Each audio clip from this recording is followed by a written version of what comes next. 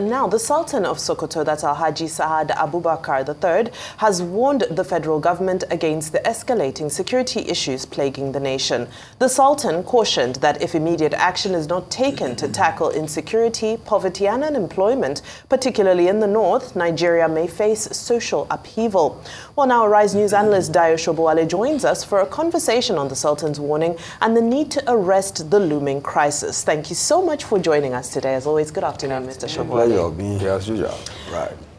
I actually want to start by taking a direct quote from the Sultan, and I want to pose the question to you. He said, "This government is a continuation of the former government. It is the same party. So what really is the problem?"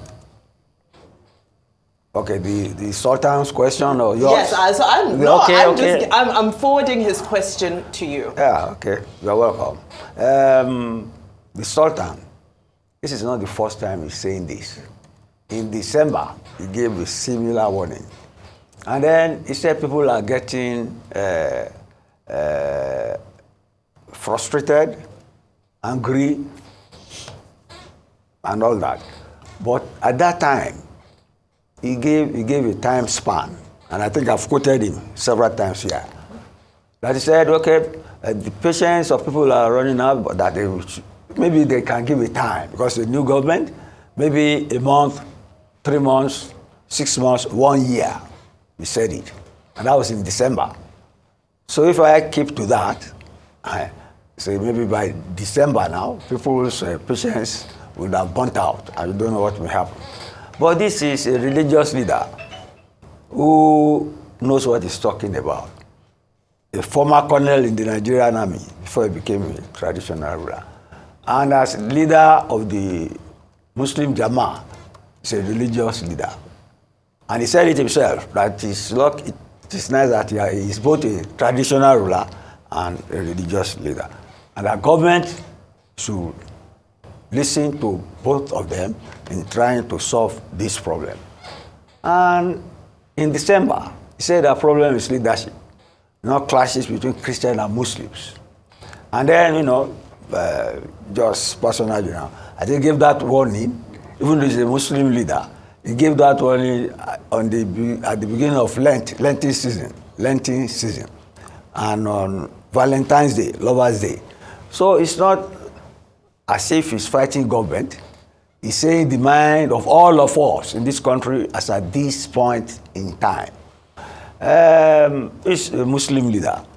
Well, I want to see him like this Catholic priest in Latin America who used to preach liberation theology, which is that, see, in the fullness of time, the poor should be brought into the flourishing of life or prosperity, that the poor should not die in penury, but they should be liberated. What the Sultan is saying is that government does not have time on its side in providing food, in providing security, in providing jobs for youths. He lamented largely on the north, and that is correctly so, because I think they have killed the north. They have killed more people in the north than we even killed in our civil war. And it's incessant and it is continuous. And these are human beings. So something should be done about it. But then, it's not only in the far north, northeast, northwest, north central, southwest now, coming down to southwest. So if I were government, I would listen to the Sultan. I would listen to the Sultan. He has appealed to the governors too, to be up and doing and help their people. It was not only the Sultan that spoke yesterday. The president of the Nigeria Bar Association said similar things. And as a lawyer, he literally said that bandits have taken over governance from government. And government should declare a state of emergency. That's what the president of the Nigeria Bar Association is saying. So I think largely it's an era of lamentation. But let us not lament in vain. Government should listen and do something like yesterday to ameliorate the sufferings of people. let's leave it like that for now. Well said, Mr. Sobowale. At least now you're on the clock like I usually am. Just wanted to, just state for the record that the Sultan of Sokoto was a retared brigadier general. Yeah. Okay, not a colonel. It's fine. Just mentioning that. Just like the lackey of Iguala. Yes. I think it was a colonel. Okay. But Mr. Sobowale, like last week, I recall we looked at the vice president launching that, the aircraft and all that would help to boost the security or the fight against insecurity. And now yesterday we're going through the papers and we saw 40 people killed in Zamfara still, or abducted, I believe, in Zamfara State, and 2 officers killed. Why is it that with the more gestures or demonstrations that we see from the government, with the more frequent we see these demonstrations, the more we see recurrence? Is the government really taking the right approach in its fight against security? Is its response what you're content with? You cannot say it better than what the Sultan has said. That's precisely what I say. It's what the Sultan has said.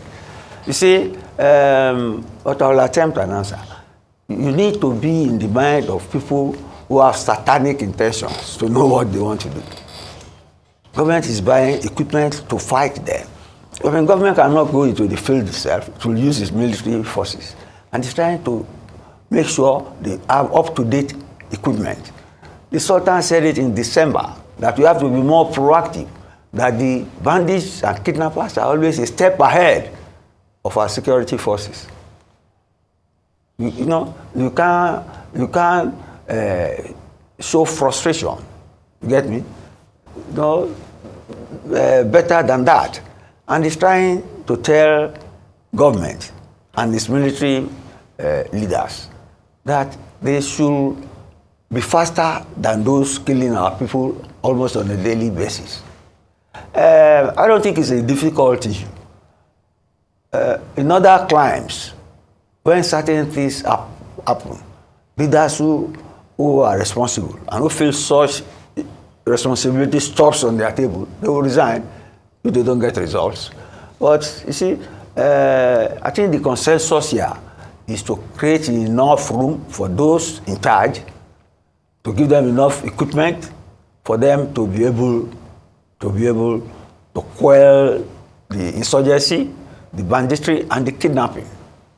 Like the Sultan rightly said, he said people are not rioting or protesting now because people have been talking to them.